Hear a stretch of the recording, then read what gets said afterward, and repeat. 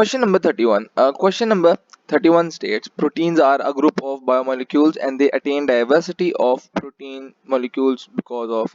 So अब diversity क्यों आती है protein molecules में? हमें पता है कि there are some things in protein molecules which are very common, ठीक है, और that are almost present in every single subunit, ठीक है, और वो क्या है कि the peptide bond will always be there. हमेशा हर प्रोटीन के अंदर पॉलीपेप्टाइड चेन में पेप्टाइड बॉन्ड सेम ही होगा, ठीक है. Amino group of amino acids, yes it will always be there. अब आगे हमारे पास है ये दो चीजें जो कि डिफरेंशिएट करवाएंगे. इसने कहा proteins are a very diverse group of biomolecules and they attain diversity because of. तो अब प्रोटीन्स में डाइवर्सिटी मेनली किस वजह से आ रही है?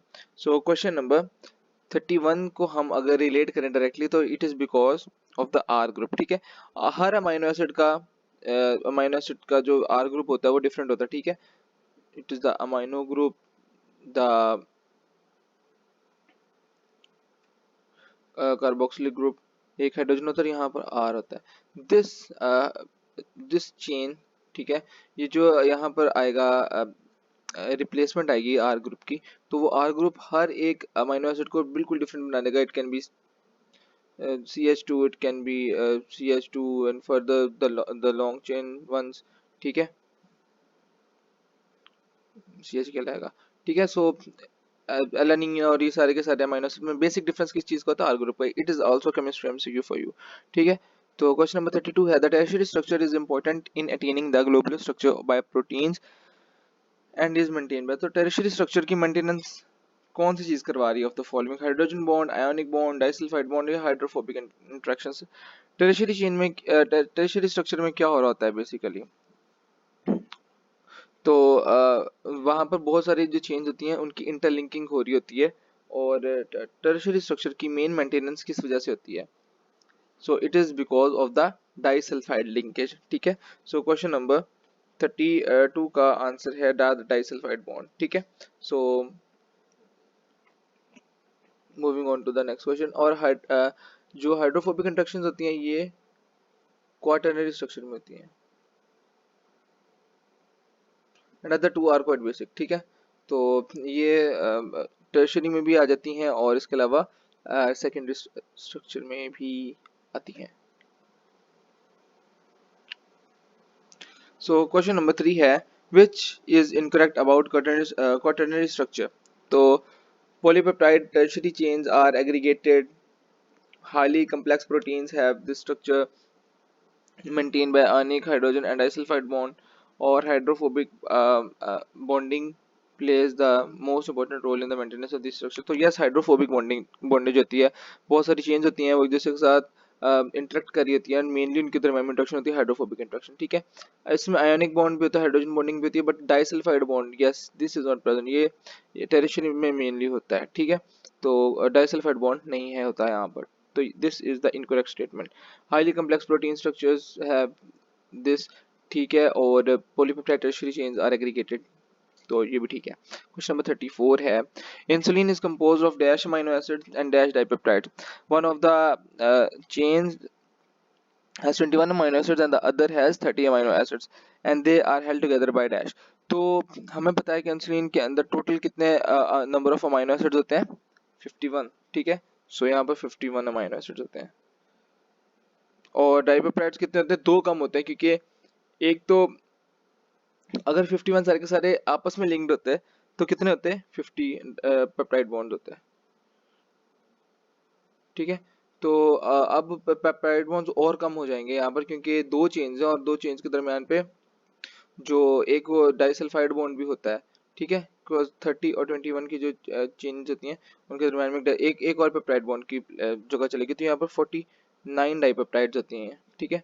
and one of the chains has 21 amino acids and the other has 30 amino acids and they are held together by disulfide bridges, ठीक है. so 51, 49 and disulfide. so question number 34 का answer क्या होगा? Delta. Question number 35. The alpha helix is a very uniform geometric structure with dash amino acids in each turn of the helix. तो कितने होते हैं? ये अगेन एक रट्टा बेस्ड बात है and it is your book line तो 3.6 अमाइनो एसिड्स इस चेन में होते हैं ऑफ द अल्फा हेलिक्स के, ठीक है। क्वेश्चन नंबर 36 है, इन aqueous environment the most stable tertiary conformation is that in which the hydrophobic amino acids are buried inside while the hydrophilic amino acids, क्योंकि एक environment है जो कि मेनली वाटर पे कंसिस्ट कर रही होती है, हमारी बॉडी की बॉडी इन्वायरमेंट जो है, तो उसके अंदर सबसे अच्छा स्ट्रक्चर कौन सा होता है कि और सॉलिबिलिटी भी मेंटेन होती है इसके अंदर, और मूवमेंट भी अच्छी रह जाती है। तो बाहर वाली साइड पर हाइड्रोफिलिक हो और अंदर वाली साइड पर हाइड्रोफोबिक हो।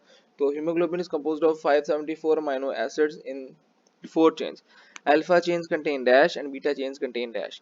तो हर अल्फा चेन में कितने और हर बीटा चेन में कितने अमाइनो एसिड्स हैं। सो क्वेश्चन नंबर 36 का आंसर है 282 amino acids in both and 146 amino acids in one, ठीक है। तो अब यहाँ पे थोड़ा कंफ्यूजिंग है, ठीक है। तो चार्ली, अब यहाँ पर अगर हम इसकी भी दोनों चेन्स को देखते तो क्या होता, 146 और 146 292, ठीक है। तो प्लस 74 का नंबर कंप्लीट होता। तो इसके अंदर चार्ली ऑप्शन है which is the most precise of the following, ठीक है। क्वेश्चन नंबर 37 है, which of the following structure is a must if the biomolecule is to be called a protein। तो primary, secondary, tertiary या quaternary, तो कौन सा structure ऐसा है जो कि एक मस्ट चीज है अगर किसी को बायोमोलिक्यूल के प्रोटीन कहलाना, ठीक है। सेकेंडरी स्ट्रक्चर क्या होता है, अल्फा बीटा हेलिक्स, लेकिन एक लॉन्ग पॉलीपेप्टाइड चेन भी होने के लिए, ठीक है, एक लंबी सारी पॉलीपेप्टाइड चेन होने के लिए क्या होता है, अमीनो एसिड्स के दरमियान पे पेप्टाइड लिंकेज होनी जरूरी है। पेप्टाइड लिंकेज किसका पार्ट होती है, प्राइमरी स्ट्रक्चर का। तो प्राइमरी स्ट्रक्चर एक मस्ट है अगर किसी ने खुद को प्रोटीन कहलवाना किसी मॉलिक्यूल है। So question number 38 है, sequence of amino acids are important in the maintenance of primary structure. The sequence is controlled by। तो अमाइनो एसिड का जो सीक्वेंस होता है उससे कौन सी चीज कंट्रोल कर रही होती है, न्यूक्लियोटाइड सीक्वेंस, आरएनए, प्राइमर्स और डेल्टा है नंबर ऑफ पेप्टाइड्स। तो हमें पता है कि न्यूक्लियोटाइड का सीक्वेंस होता है, ठीक है, जो कि in the form of codons होती हैं। हर 3 अमाइनो एसिड्स आरएनए के अंदर हर 3 nucleotides in the DNA they are responsible for their transcription into 3D nucleotides in the RNA, और वो RNA जाके प्रोटीन बनता है। हर 3 न्यूक्लियोटाइड के एक प्रोटीन को वो कोड कर रहे होते हैं, ठीक है, एक अमीनो एसिड को। तो इस तरह चेन बनती है and the nucleotide sequence is that जिसकी वजह ट्रांसक्रिप्शन ट्रांसक्राइब होता है और बाद में वो ट्रांसलेट होता है, ट्रांसक्राइब होता है और फिर ट्रांसलेट होता है। क्वेश्चन नंबर 39 है, sickle cell anaemia in which only one amino acid at dash, जो कि उसने पूछा कि कौन कौन सा अमाइनो एसिड रिप्लेस हो रहा है at position 6 is replaced by the other amino acid, ठीक है। तो thus haemoglobin fails to carry oxygen. तो सिकल सेल एनीमिया में क्या हो रहा होता है कि जो प्रॉपरली ऑक्सीजन कैरिंग कैपेसिटी होती है वो कम हो जाती है।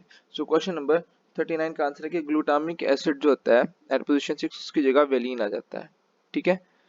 तो glutamic acid to valine change आता है। क्वेश्चन नंबर 40 है, in sickle cell anaemia a person inherits abnormal genes that cause RCB to become disc or crescent or sickle shaped। so mode of inheritance क्या होती है sickle cell anaemia की।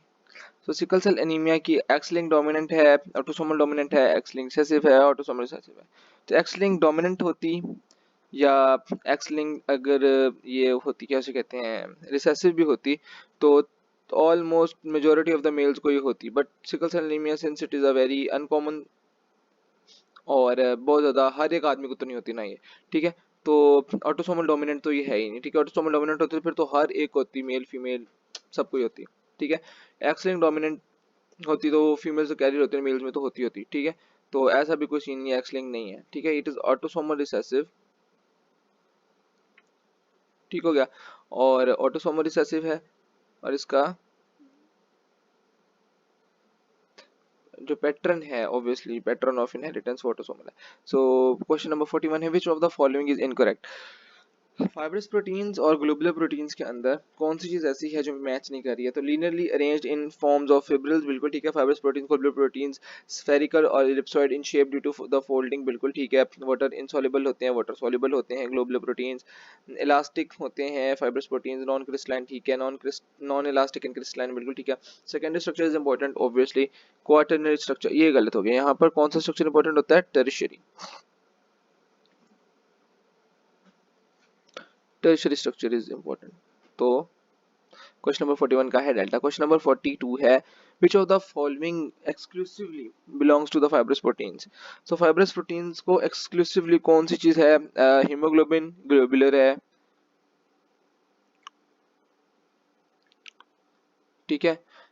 Albumin again globular है।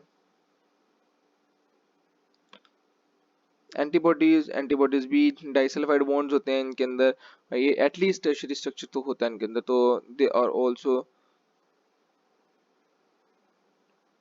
Fibrous proteins का कौन सा इनमें से? केराटिन, ठीक है। Keratin is present in nails and hairs, ठीक है। नेल्स एंड हेयर में होता है ये, और it is the sole fibrous protein hair. Question number 43 है which of the following exclusively belongs to the globular proteins? Tendons, ligaments, enzymes, silk। silk क्या होता है? फाइब्रस प्रोटीन होता है, और ये नेचुरल सोर्स भी होता है इसका, और ये आर्टिफिशियली भी सिंथेसाइज होता है। सिल्क तो फाइब्रस है, ठीक है। लिगामेंट्स एंड टेंडन्स दोनों ही फाइब्रस प्रोटीन्स हैं, ठीक है। टेंडन्स और लिगामेंट्स जो दो बोन्स को मिला रहे होते हैं, टेंडन्स जो मसल और बोन को मिला रहे होते हैं, इनमें फाइब्रस प्रोटीन्स होते हैं, ठीक है। और स्ट्रक्चरल प्रोटीन्स होते हैं। एंजाइम यहाँ पर ग्लोबुलर प्रोटीन है, और ये मेटाबॉलिज्म के अंदर इनका रोल होता है, ठीक है। सो क्वेश्चन नंबर 43 का है Charlie. Question number 44 fibrous proteins have which of the following roles in body?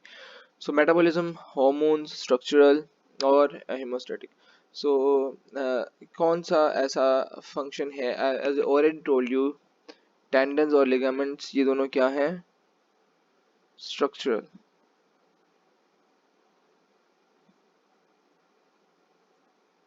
ठीक है। तो इनका स्ट्रक्चरल रोल होता है मेनली। मेटाबॉलिक रोल, हॉर्मोन्स का, हॉर्मोन्स तो enzymes they have the role in metabolism. Hormones, अगर अगर कोई प्रोटीन बेस होता है और ज्यादा सारे प्रोटीन उसके अंदर अमीनो एसिड्स होते हैं, तो मेनली ग्लोबुलर ही आता है स्ट्रक्चर उसका, ठीक है। इन स्ट्रक्चरल रोल होता है, ठीक है, फाइब्रस प्रोटीन्स का। हेमोस्टेटिक भी नहीं होता है, ठीक है। तो स्ट्रक्चरल रोल इतना मुश्किल नहीं था। Question number 45 it strengthens protective covering like quills, horns and break and beaks sorry. So चूंच और सींग वगैरह और प्रोटेक्टिव कवरिंग को कौन स्ट्रेंथन कर रहा होता है? तो ऊपर अभी भी बताया था कि नेल्स वगैरह के अंदर भी कौन सा होता है? केराटिन होता है। सो क्वेश्चन नंबर 45 का आंसर है केराटिन, ठीक है। कनेक्टिव टिश्यू, कोई इसका ताल्लुक नहीं है यहाँ पर। Collagen, collagen again it is मतलब बॉडी की बहुत ज़्यादा एक, it is sort of fibrous protein, but ये प्रोटेक्टिव कवरिंग नहीं बना रहा है ऑन द बीक्स की, ठीक है। और फाइब्रिन, फाइब्रिन भी नहीं है। तो इस ऑलमोस्ट सारे के सारे ही they are fibrous proteins, but जो यहाँ पर आस था वो केराटिन था। क्वेश्चन नंबर 46 है heterogeneous group of compounds related to fatty acids. तो it includes fats, all waxes, fat-like molecules, steroids found in the body. Which of the following differentiates them from other biomolecules? Macromolecules, तो सारे biomolecules हमने पढ़ा, proteins, carbs और lipids, the macromolecules। इनका origin बहुत ज़्यादा ही कोई मतलब स्पेसिफिक नहीं होता है। जैसे एल्डोजर कीटोसिस थे या प्रोटीन्स के अंदर अमीनो एसिड्स होते हैं, इनका ओरिजिन स्पेसिफिक नहीं है। सो दिस इज नॉट जो कि इनको स्पेसिफिकली दूसरों से अलग करे। एनर्जी प्रोडक्शन ज़्यादा होती है, बट अगेन ये कोई ऐसा फैक्ट नहीं है। पोलैरिटी, ये सारे के सारे, one thing about them is कि इनकी जो पोलैरिटी होती है दे आर नॉन पोलर, ठीक है। और इसलिए इसे एक हाइड्रोजनस ग्रुप कहते हैं, ठीक है। बाकी सारे के सारे अपनी किसी न किसी स्पेसिफिक प्रॉपर्टी की बेस पे रहते हैं, इनकी वो केमिकल प्रॉपर्टीज की बेस पे रहते हैं। लिपिड्स को हम उनकी फिजिकल प्रॉपर्टीज की बेस पे प्रॉपर्टीज की बेस पे, उनकी इंसॉल्युबिलिटी वगैरह के ऊपर और उनकी कैसे कहते हैं non conductance of heat and electricity के ऊपर उन्हें क्लासिफाई किया जाता है मेनली। तो that is why delta option is the most precise out here. Question number 47 है which of the following about the lipids is incorrect. So हमने बताना है कि लिपिड्स के बारे में अमंग द फॉलोइंग कौन सी चीज है जो गलत लिखी हुई है। सो chief means of long term energy storage in animals, तो ये बिल्कुल ठीक है, एडिपोज टिश्यूज होते हैं और इनका तो काम ही है कि ये एनर्जी स्टोरेज करवाते हैं, ठीक है।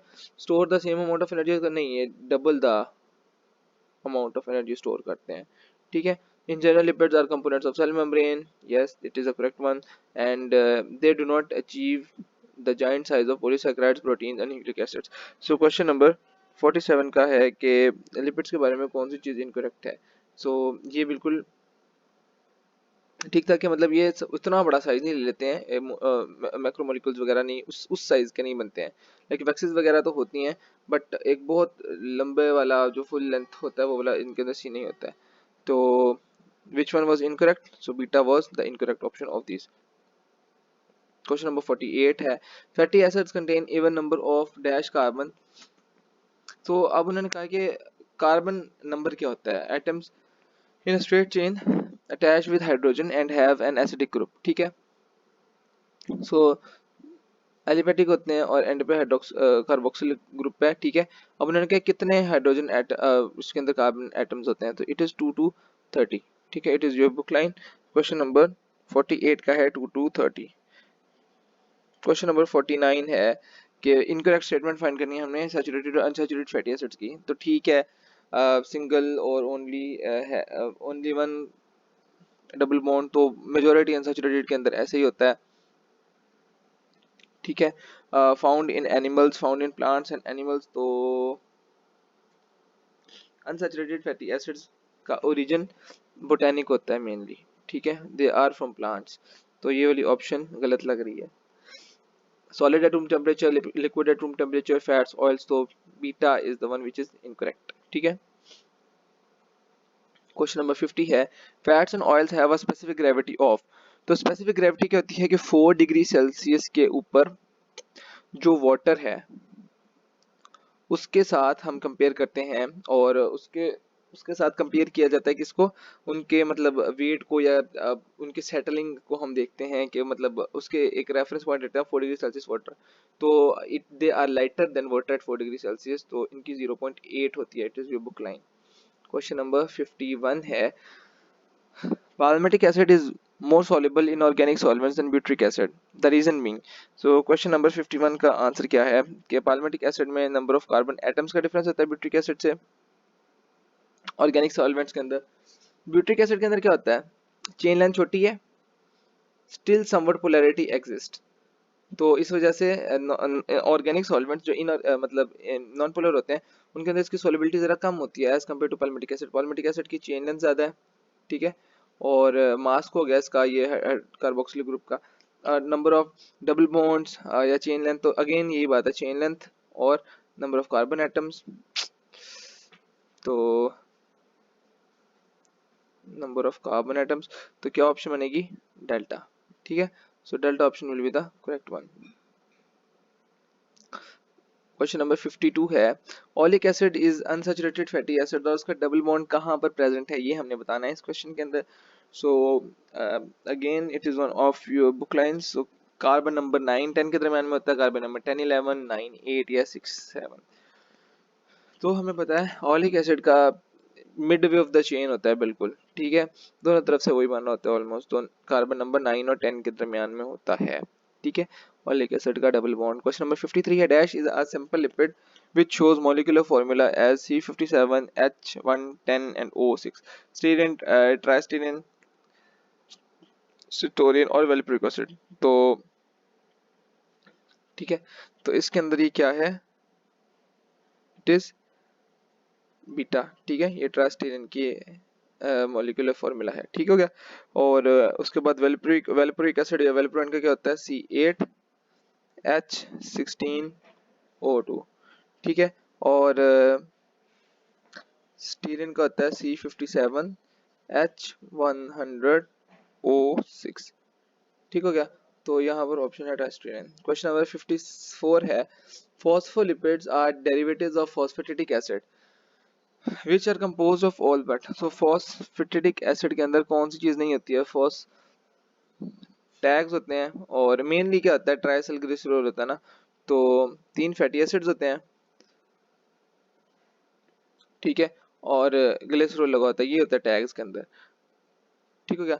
पर इन फॉस्फेटिक एसिड क्या होता है कि जो तीसरे वाला होता है इसकी जगह पे क्या लगा होता है, फॉस्फेट ग्रुप अटैच होता है। तो ग्लिसरॉल फैटी एसिड फॉस्फेटिक, तो कीटो ग्रुप नहीं होता है इसके अंदर, ठीक है। क्वेश्चन नंबर 55 है, dash is composed of glycerol fatty acids at carbon number 1 and 2, phosphoric acid on carbon number 3 and nitrogenous base which is attached to the phosphoric acid।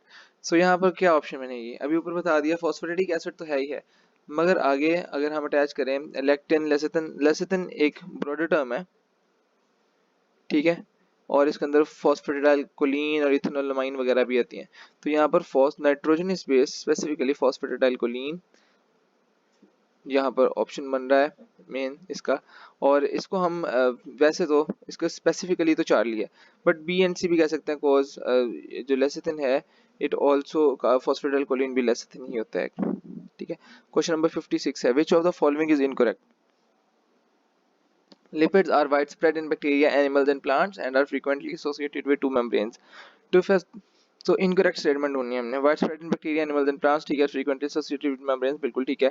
To fatty acid plus one glycerol, नहीं, three fatty acid plus one glycerol, ये incorrect है। Two fatty acids one glycerol one phosphate phosphatic acid, two fatty acids one glycerol is equal to phosphate group और nitrogenous group, तो ये phospholipid बन जाते हैं, तो ये भी ठीक है। तो क्वेश्चन नंबर 57 पे चलते हैं, which is the fact regarding terpenes, तो they do not contain fatty acids. तो अब बाकी देखते हैं, they do not help in oxidation reduction reaction, monoterpenes, monoterpene has one isoprene unit, ठीक है, polyterpene form synthetic rubber. So question number 57 का answer है कि they do not contain fatty acids. यार ये क्वेश्चन थोड़ा सा गड़बड़ा गया है। Which is a fact regarding terpenes, तो मोनोटर्पीन्स आइसोपेरीन यूनिट्स, इनका आइसोपेरोनॉइड यूनिट्स तो इनका बेसिक होता ही होता है, ठीक है। तो ये तो होती ही होते हैं सबके अंदर। Polyterpenes from synthetic rubber, they do not help in oxidation reduction reaction, तो which is not a fact आएगा, और alpha will be the option. Question number 58 है, steroid nucleus contains a, so question number 58 के अंदर उसने कहा कि steroid nucleus के अंदर कौन सी ऑप्शन है which is correct regarding the steroid nucleus. तो ऊपर वाला question, let me see that again, क्या वो ठीक था, हाँ इसके अंदर यहाँ पे नोट ये ना था, ये तीनों ऑप्शंस दे आर करेक्ट, और ये दे do not contain fatty acid, it was your book line, I remember. Question number 58 है, steroid nucleus consist of, so steroids are composed of 17 carbon atoms, ठीक है, arranged in 4 interlock rings, बिल्कुल ठीक है, 3 of which have 6 carbon और 1 have 5 carbon, तो ये basic steroid nucleus का स्ट्रक्चर है और ये ही करेक्ट ऑप्शन है, ठीक है। बाकी 15 ये यहाँ पर गलत हो गया, और 17 with 2 interlock rings with 4 interlock rings आना था, and which are 3 of 5 and 1 contains 6, ये ऑपोजिट हो गया, तो ये भी गलत है, तो alpha option is the right one. 59 के ऊपर जाते हैं, dash which emulsify fats vitamin D which, अच्छा तो ये पार्ट है यहाँ तक, ठीक है। बाकी आगे इन्फॉर्मेशन है, vitamin D which helps in regulate calcium metabolism, also steroid and they are very important in removal of harmful products outside the body. So dash which emulsify fats, तो cholesterol, bile salts, phospholipids, waxes. तो bile salts, अगर आपने nutrition अच्छे से पढ़ी होगी तो उसके अंदर आपको पता होगा कि बाइल सॉल्ट्स का मेन फंक्शन ये होता है कि वो कोलेस्ट्रॉल की एक्सक्रीशन में हेल्प कर रहे होते हैं, और दूसरा absorption of many of the lipids, उनकी एब्जॉर्प्शन के अंदर भी हेल्प कर रहे हैं थोड़ा बहुत। विच of the following is incorrect about steroids, they can be crystallised, it is a correct one, they are synthesized from isoprene units, and they are fatty acid lipids. तो all steroids are manufactured in cells. So question number 60 का answer क्या है? The incorrect statement is that they are fatty acid lipids. They are not. उनमें steroid nucleus होता है, ठीक है, steroidal nucleus होता है.